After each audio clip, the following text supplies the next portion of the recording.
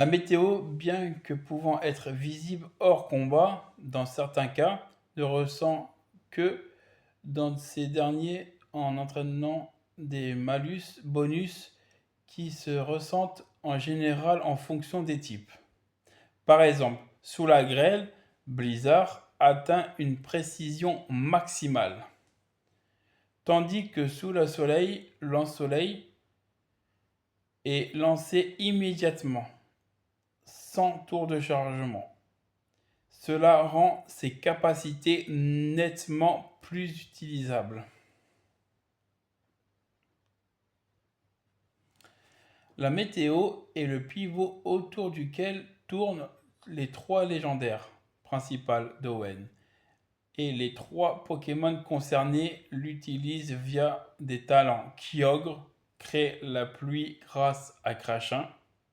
Groudon invoque le soleil l'aide de sécheresse.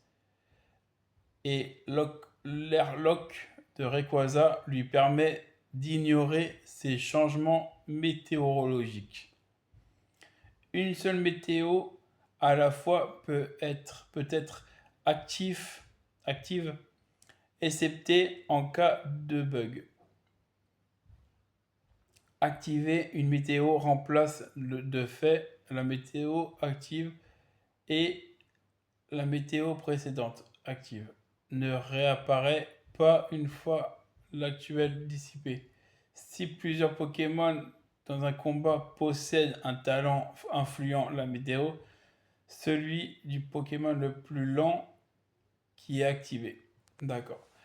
En fait, ce qui veut dire là, c'est qu'en fait, si par exemple moi je mets un Pokémon comme par exemple Bekipan qui a Crachin, je l'envoie, et que l'adversaire m'envoie un Pokémon par exemple qui a Sécheresse, imaginons, comme par exemple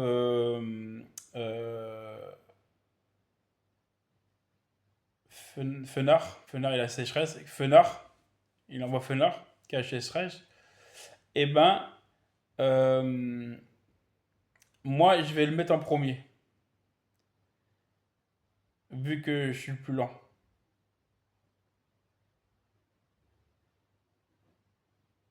Non, au contraire. C'est. Je suis des conneries.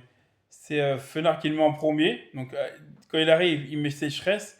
Mais moi, vu que je suis le Pokémon entre Fenard et Équipant, c'est Fenard qui est plus rapide.